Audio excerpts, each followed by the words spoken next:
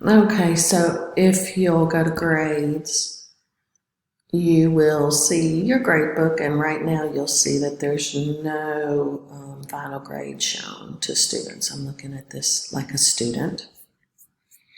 No final grade shown. Okay, or current average is what I have it labeled in my grade book. Then if you'll go to grades, as no longer a student, so go to grades,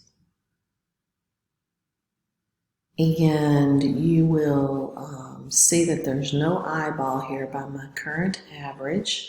So that's what I was telling you, you need to have an eyeball there. So you go to settings, calculation options, and if you'll go down, you'll want to, mine's the calculated final grade is what I've renamed as current average, and I want it to automatically release.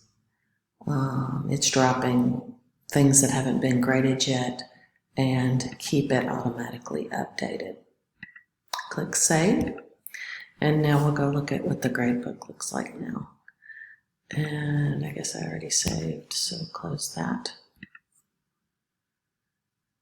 And we'll look at it as a student. As a student, if I look at the gradebook now, you will see that they have a final calculated grade. And if I look at it as an instructor, you should see an eyeball.